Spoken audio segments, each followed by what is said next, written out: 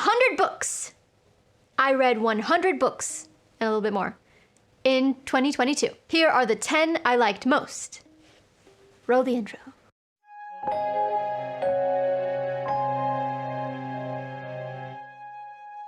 Hello everyone and welcome back to the Neverland Book Club. This video is it's written that it's the last of the year, but you know, things happen and it's not even our first of the year, so it's one of the first videos of 2023. I wanted to end 2022 on a high note with this video, but you know, here we are now. We've accomplished so much together in the past year, including writing a novel of our own. The deadline for the first draft of the novel that I'm working on was January 1st, but I planned on continuing the process with edits and revisions and everything before beginning this year, but you know, I'm still writing it, so we'll see how it goes. I think I hit 77,000 words today.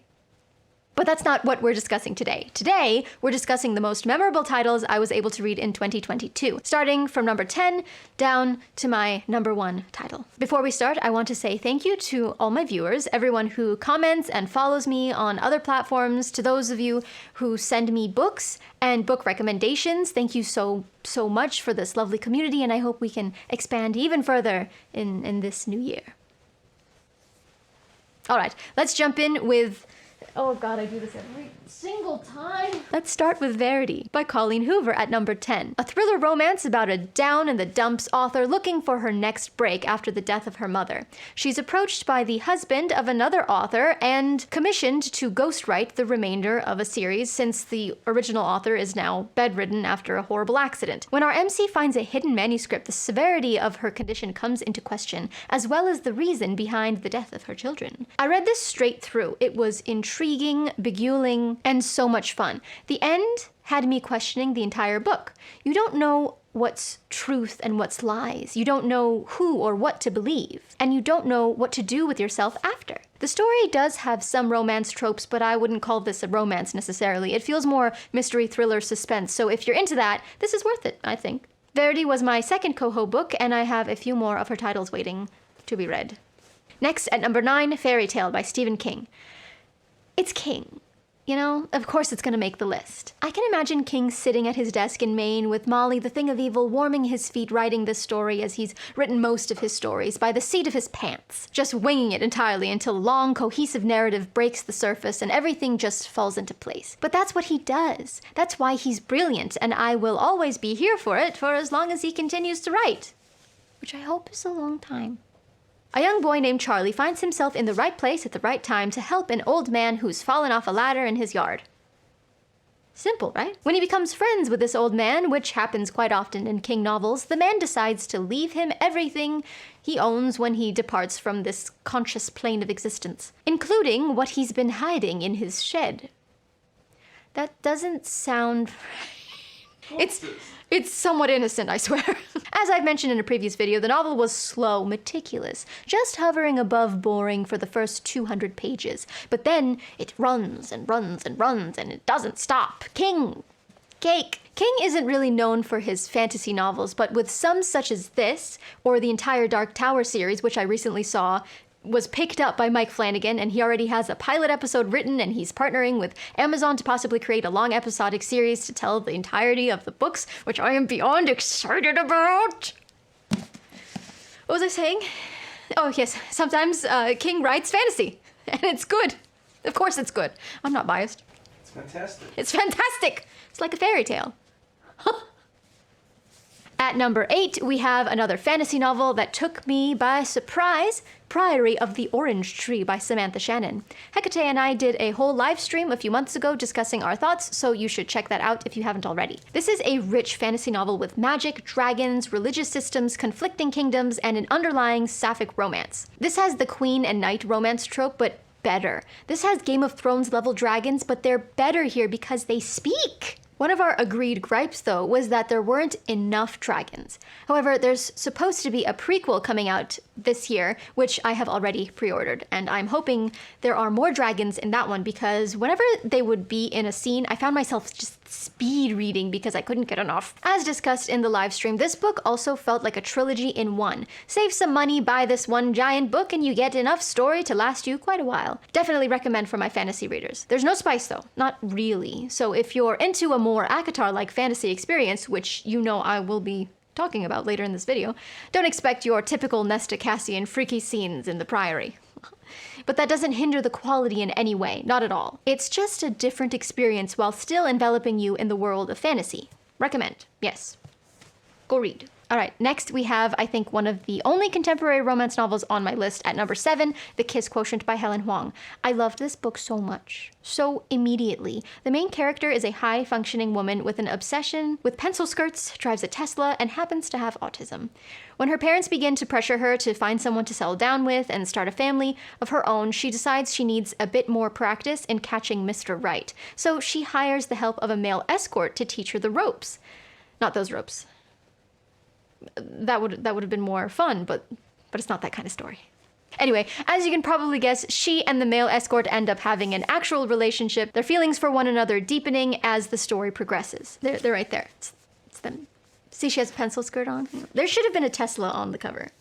That would have been funny. I've mentioned this before, but Hoang has this ability to organically create two characters and have them slowly and naturally gravitate toward one another before colliding in such a sweet and satisfying way. Her romance novels are just the right amount of sweet and spice, and I will eat up anything this woman writes. This contemporary romance stuck with me particularly because of the main character. I identified with her so much while reading. It felt like being seen, which I think is so important when publishing a novel with such a specific main character trait such as this one. If you're into this genre, if you're looking for a feel-good read that will make you actually care about the characters while also possibly opening your eyes to a new and different culture than your own, I can't recommend The Kiss Quotient enough.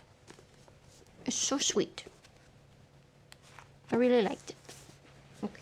Number 6, Crescent City by Sarah J. Maas. This does not come as a surprise, and yes, Miss Maas will reappear on this list again, but you already knew that. Crescent City, House of Earth and Blood is book 1, but House of Sky and Breath, book 2, is what really got me. The first was long, grueling. The beginning started off strong, just to lull in the middle and then grab you by the throat in the last 200 pages and just run. Then, the second book keeps running.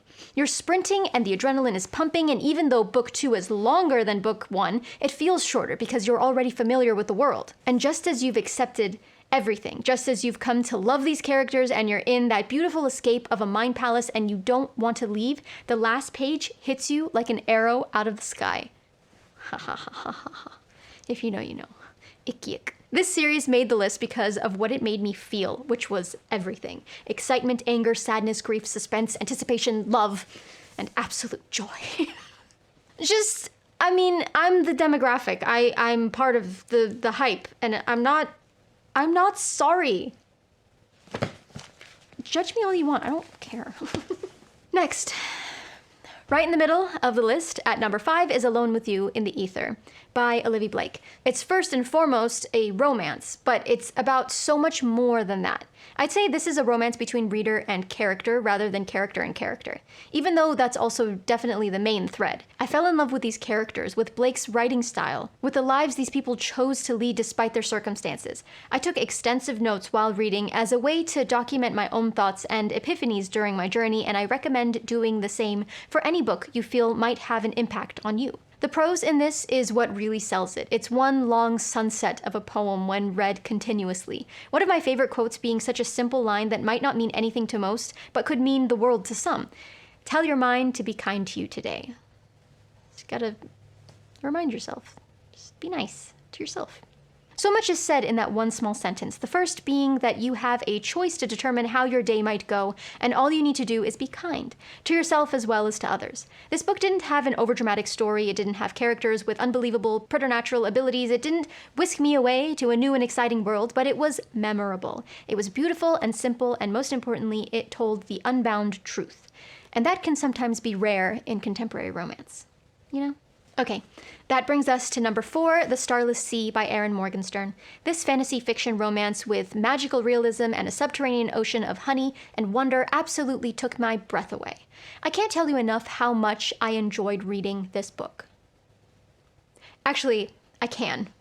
And I did. I have a whole video on this one book, reviewing the story, the storytelling, and what I enjoyed most while reading. That video is linked somewhere. You can find it. The story opens with such a dreamlike intrigue. A pirate trapped behind bars and a woman beyond those bars slowly gaining the courage to approach the pirate and ask for a story. Small, whimsical stories such as this are woven throughout the main narrative as they are part of a larger book our main character has found. One of these stories he seems to be a part of. Time and fate play roles throughout the novel, finding and losing each other as lovers traveling from one encounter to another. Missed opportunities and second chances also play their own parts to tell a truly magical story.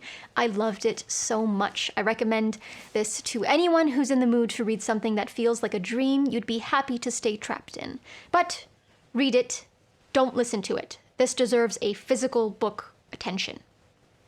Number 3. Seven Husbands of Evelyn Hugo by Taylor Jenkins Reid.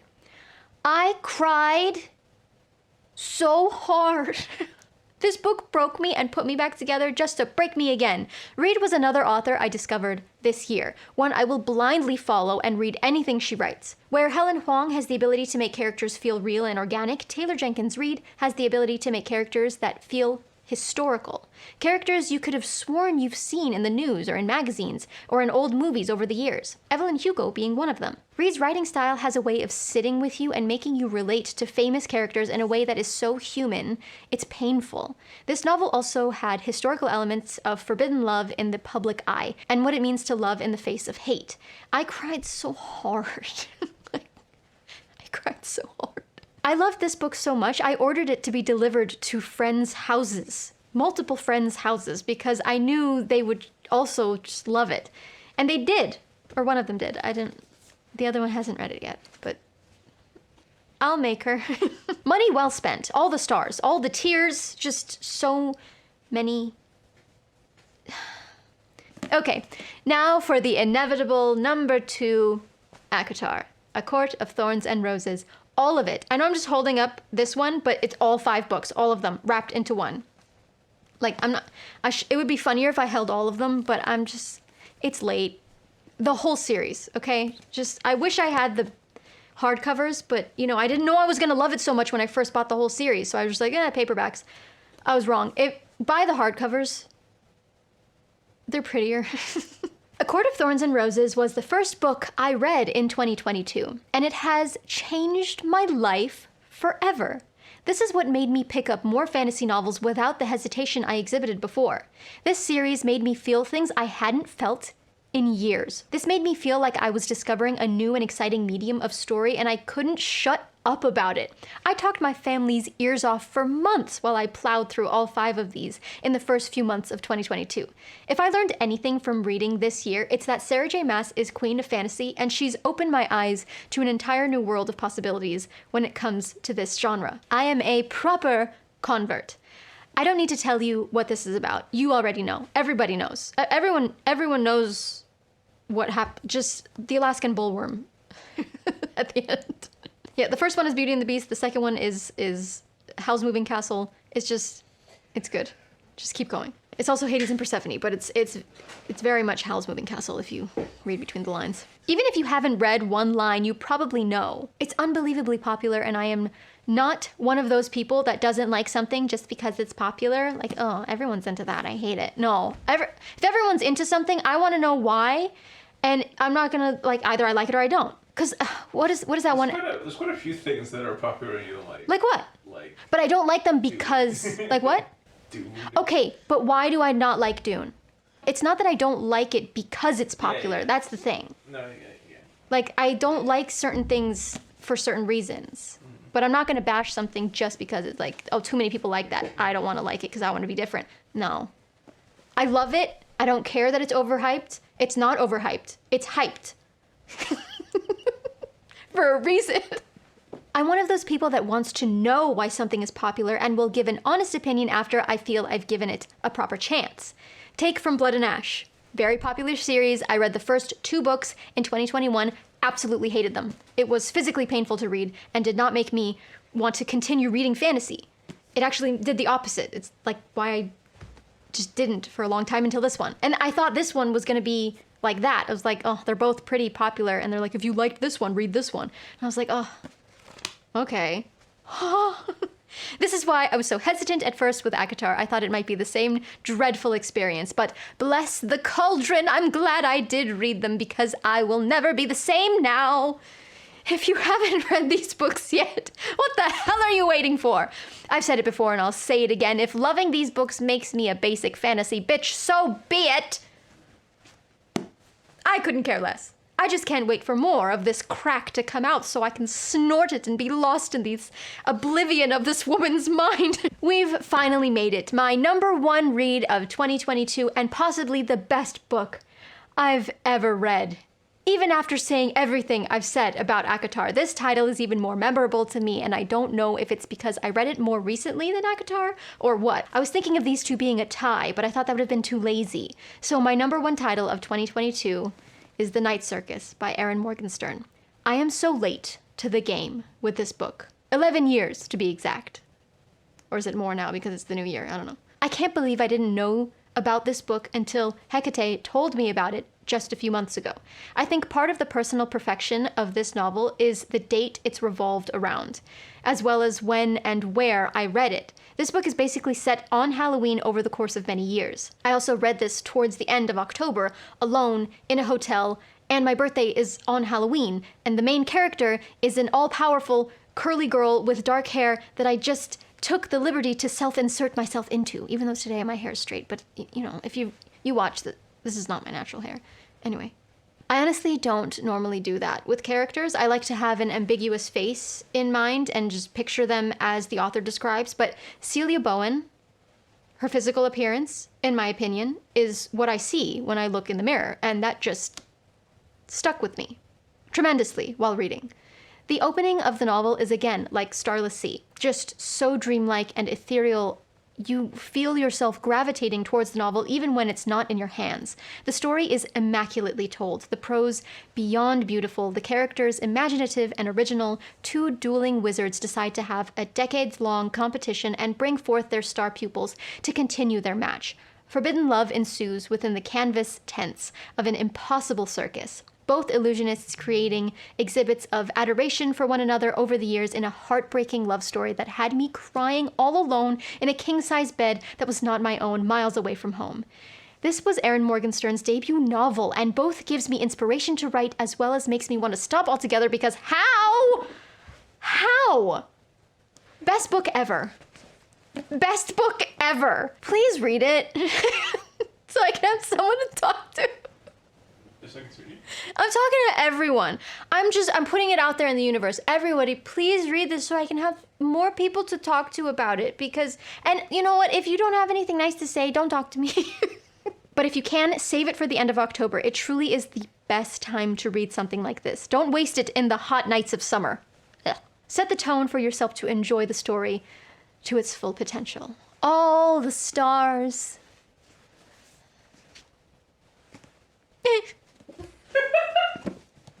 All right. Those are my top 10 out of 105, I think, books I've read in 2022. I don't discuss all of the books I've read on this channel. I tried to keep up with Goodreads at the beginning of the year, but kind of fell off the wagon when updating titles, but I did update all of them, so yeah. Anyway, but some I don't discuss because some, or a lot, is smut, and some are small poetry books by indie authors that might not even be on Goodreads yet, etc. But hopefully next year I can read the same, if not more, titles. This is definitely a step up from 2021, even though I also found the time to write a first draft of a book of my own, as well as work and life and social. Wow. Social what? Just, you know. Anywho, thank you all so much for another year of reading, and I hope next year there are even more of us to join in on the conversation. I also have some fun writing videos planned, so be sure to subscribe if you're not, and click that bell for all the reasons I'm sure you already know. Today's shout out goes to Tracy Gonzalez. I can see myself rereading this book every year as a little birthday gift to myself, and just listening to it when I feel like I need a literary hug. Thank you for your comment. All right, I'm off to start prioritizing my 2023 TBR and then abandon it to continue mood reading, because it's more fun. Stay lost, keep reading. This says Happy Holidays and Happy New Year, but that's all past. Just, you know. Still, they can still have a Happy New Year. They have a whole year to have a Happy New Year. Okay, Happy New Year. I love you all. Thank you and good night. Goodbye. Read the Night Circus.